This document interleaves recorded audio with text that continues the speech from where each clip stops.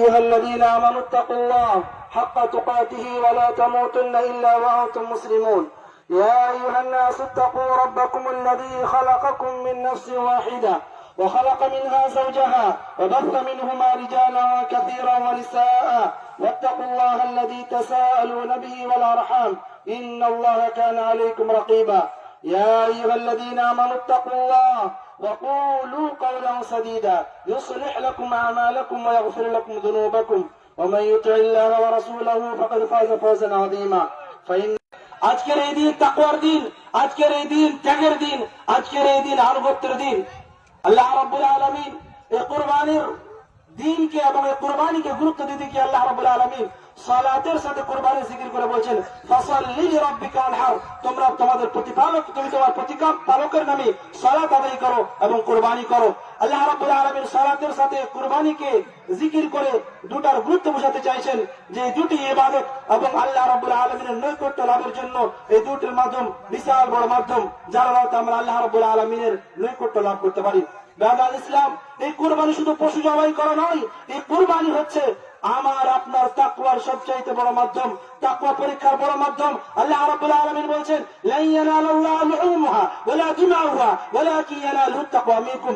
আল্লাহ রাব্বুল আলামিন তোমাদের পশুর রক্ত মাংস কিছুই পৌঁছায় না আল্লাহর নিকটে, শুধুমাত্র তোমাদের তাকওয়া পৌঁছায়। অতএব এই কুরবানির দ্বারা আমাদেরকে বুঝতে হবে যে আমরা কে কত তাকওয়াবান, আমার আপনার অন্তরে কতটা তাকওয়া রয়েছে। এই কুরবানি শিখায় যে আমার আপনার অন্তরে কতটা ইখলাস রয়েছে, কতটা ত্যাগ রয়েছে, কতটা আনুগত্য রয়েছে। এই কুরবানির মাধ্যমে আল্লাহ রাব্বুল আলামিন যাচাই করে নেবেন। বেয়াদুল ইসলাম, এই সেই কুরবানি যার অর্থে আমরা ইব্রাহিম আলাইহিস সালামের আদর্শকে পাই, যে আদর্শ আল্লাহ রাব্বুল আলামিন কিয়ামত পর্যন্ত আমাদের জন্য জারি রেখে দিয়েছেন। আল্লাহ রাব্বুল আলামিন এই কুরবানির মাধ্যমে আমাকে আপনাকে আমার আপনার সবচাইতে পছন্দের জিনিস কুরবানি করার মাধ্যম বানিয়েছেন। যদি আমরা ইব্রাহিম আলাইহিস সালামের ইতিহাসকে উল্টে দেখি তাহলে দেখতে পাবো যে আল্লাহ রাব্বুল আলামিন ইব্রাহিম আলাইহিস সালামকে স্বপ্ন দেখালেন যে তুমি তোমার সন্তানকে জবাই করো। বৃদ্ধ বয়সে ইব্রাহিম আলাইহিস সালাম সন্তান পেয়েছেন, ৮০-৮০ বছর বয়সে। এই মতো অবস্থায় আল্লাহ রাব্বুল আলামিন তাকে হুকুম করছেন যে তোমার সন্তানকে কুরবানি করো। তখন তিনি তার সন্তানকে বলেন ইয়া বুনাইয়া ইন্নী আরা ফিল মানামি আন্নী আযবাহুকা ফানজুর মাযা তারা, হে আমার বৎস, আমি স্বপ্ন দেখেছি যে আমি তোমাকে যেন কুরবানি করছি। ইব্রাহিম আলাইহিস সালাম যেমন পিতা তার সন্তান ইসমাঈল আলাইহিস সালাম ঠিক সাথে সাথে জবাব দিচ্ছেন ইয়া আবাতি ফাল মা তুমার সাতাজিদুনি ইনশাআল্লাহ মিনাস সাবিরিন, হে পিতা, হে আমার প্রিয় পিতা, আপনি করে ফেলুন যে আপনাকে আদেশ করা হয়েছে, নিশ্চয় আপনি আমাকে ধৈর্যশীলদের অন্তর্ভুক্ত পাবেন। তাহলে দেখেন, যেমন পিতা আল্লাহর এক কথাই হুকুম আদেশ পালন করতে রাজি হয়েছে, স্বপ্নের মাধ্যমে আদেশ পেয়েছেন সন্তানকে কুরবানি করতে হবে, ঠিক তেমনি সন্তান পিতা রায় জানতে চেয়েছেন সন্তানের কাছে, তো সাথে সাথেই সন্তান বলছেন আমি রাজি আছি, হাত তুলে বলছে আমি রাজি আছি, কোন অসুবিধা নেই, আল্লাহ হুকুম করেছেন। তাহলে এই ঘটনা কি শিক্ষা দিচ্ছে?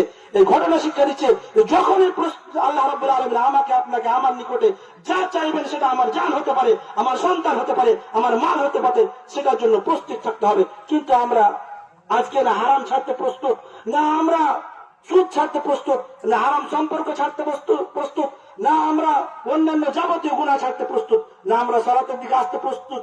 আমরা নিজেদের আত্মাকে ত্যাগ দিতে পারছি না। এই কুরবানি আমাদেরকে শিখায় ত্যাগ, শিখায়। কুরবানির একটা বড় শিক্ষা হচ্ছে ত্যাগ, যেটা আমি আপনি অর্জন করতে পারছি না। আল্লাহ রাব্বুল আলামিন ইব্রাহিম আলাইহিস সালামের সবচেয়ে প্রিয় ৮০ বছর বয়সী দিকে সন্তান পাই, তাহলে কতটা প্রিয় হতে পারে। আর আজকে আপনার সন্তান, একটাই সন্তান, কত আদরের, আপনি তার কোনো অবলম্বন আপনি তার সামনে তাকে দেখতে দিচ্ছেন না বা রাখছেন না, কেন? কিন্তু যদি আল্লাহ রাব্বুল আলামিন আপনার কাছে চাই এরকমটা আপনি দিতে পারবেন? এজন্য কি আপনি প্রস্তুত আছেন? না, আমরা তো আজকে অন্যায় ছাড়তে প্রস্তুত হতে পারছি না, তাহলে তো আমাদের প্রিয় জিনিস কি করে আমরা আল্লাহ। বেয়াদুল ইসলাম, এই কুরবানি আমাকে আপনাকে শেখায় কি করে মানুষের সাথে, গরিব দুঃখীর সাথে সমানভাবে মিলেমিশে থাকা। এই কুরবানি শেখায় যে আপনি যেমন করে গোশত খাবেন, পাড়া প্রতিবেশী সকলকে আপনাকে খাওয়াতে হবে। আল্লাহ বলেছেন ফাকুলু মিনহা ওয়াতিমুল বাইসুল ফাকির, তোমরা খাও এবং যারা অভাব যারা গরিব তাদেরকে খাওয়াও। অন্য জায়গায় বলছেন ফাকুলু মিনহা ওয়াতিমুল কানি ওয়াল মুতার, তোমরা খাও এবং যারা অভাবী চেয়ে বেড়ায় আর যারা অভাবী চায় না উভয়কে তোমরা দিয়ে খাও। বেয়াদুল ইসলাম, রাসূল সাল্লাল্লাহু আলাইহি ওয়াসাল্লাম বললেন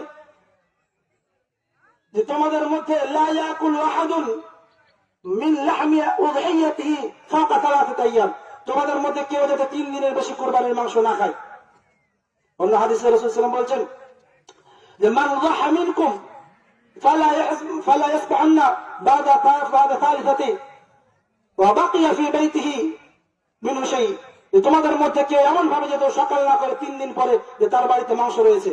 পরের বছর সাহাবারা জিজ্ঞেস করছে, ইয়া রাসূলুল্লাহ নাফআলু কামা ফাআলনা ফিল আমল মাদি, আমরা সেরকমই করব যেমন গত বছর করেছিলাম, 3 দিনের মধ্যে মাংস খেয়ে পেটে শেষ করেছিলাম। তখন রাসূল বলছেন না, রাসূল বলছেন কুলু ওয়াতমিউ ওয়াদাখিরু, খাও, মানুষকে খাওয়াও আর জমা রাখো। কেননা গত বছর মানুষের মধ্যে কি ছিল, কেন বিন্যাস জাহাদুল, মানুষের মধ্যে কি ছিল, অবনটন ছিল, এজন্য এরকম হুকুম দেওয়া হয়েছিল।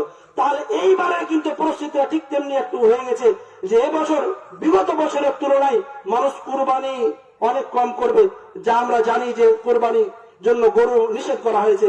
তাহলে খাসির সংখ্যা খুব কম, তাহলে মানুষের কুরবানির সংখ্যা এবছর অনেকটাই কমে আসবে। তাহলে আমাদের প্রস্তুতি অনুযায়ী মাংস বন্টন করতে হবে। আপনি যদি বিগত বছরের মতন ওই 7 ভাগ করে 6 ভাগে ফ্রিজে রেখে দিয়ে 1 ভাগ বন্টন করেন, তাহলে আপনার কুরবানি হবে না। আপনাকে এবছর দেখে দেখে যারা যারা কুরবানি দিতে পারেননি বা যারা পারবে কিন্তু তাদের সামর্থ্য জুটছে না আইনের কারণে, যে আমাদের গাইডলাইন দেওয়া হয়েছে এই কারণে, তাহলে আপনাকে তাদেরকে এই কুরবানির অংশতে তাদেরকে সঙ্গে নিতে হবে, তাদেরকে মাংস বাঁটতে হবে। বেয়াদুল ইসলাম, আমরা নিজেরা যেমন খাবো তেমন অপরকে যেমন খাওয়াবো, ঠিক তেমনি বেয়াদুল ইসলাম আমার আপনার অন্তর যদি আল্লাহর ভালোবাসা থাকে, যদি আমরা সত্যিকারের অন্তর থেকে কুরবানি করার ইচ্ছা করে থাকি, যদি পরিস্থিতির কারণে দিতে না পারি, তাহলে আল্লাহ রাব্বুল আলামিন অবশ্যই আমাকে আপনাকে নেকি দিবেন, এতে কোনো রকমের সন্দেহ নেই। তবে আমাকে আপনাকে লিল্লাহিয়াত অন্তরে থাকতে হবে। ইদা নাসাহু, আল্লাহ রাব্বুল বলেছেন ইদা নাসাহু লিল্লাহি ওয়া রাসূলি, আল্লাহ এবং তার রাসূলের কাঙ্ক্ষিত হতে হবে, ভালোবাসা অন্তরে থাকতে হবে। কিন্তু আপনি সালাত নাই, সিয়াম নাই, আপনার কি ভালোবাসা? আপনি খালি কুরবানির জন্য ভালোবাসা দেখালে হবে না। বেয়াদুল ইসলাম, অতএব আমার আপনার অন্তরে এই কুরবানির মাধ্যমে যাতে শুধুমাত্র আল্লাহর উদ্দেশ্যে কুরবানি করতে পারি, এবং এই কুরবানির মাধ্যমে আমি যদি তাকওয়া অর্জন করতে পারি, আমরা এর জন্য চেষ্টা করতে হবে। আল্লাহ আমাদের সকলকে সঠিকভাবে শরিয়া পদ্ধতিতে, রাসূলের পদ্ধতিতে কুরবানি করার তৌফিক দান করুন। আল্লাহুম্মা আমিন। যারা আমরা এই 10 দিনে যা নেক আমল করেছি আল্লাহ টুটা আল্লাহ তুমি সেই আমলগুলো কবুল করো। আল্লাহুম্মা আগফির লিনা ওয়া লিল মুমিনিনা ওয়াল মুমিনাত ওয়াল মুসলিমিনা ওয়াল মুসলিমাত আহইয়াহুম ওয়াল আমওয়াত। আল্লাহুম্মা আসলিহ شباب المسلمين ونساءهم وأسرهم، تقبل منا صيامنا وقيامنا ودعاءنا وصلاتنا. عباد الله رحمكم الله، إن الله أمر بالعدل والإحسان وإيتاء ذي القربى وينهى عن الفحشاء والمنكر والبغي يعظكم لعلكم تذكرون. الله أكبر الله أكبر لا إله إلا الله والله أكبر ولله الحمد। আপনারা এই তাকবীর আগামী 3 দিন পর্যন্ত পাঠ করতেই থাকবেন।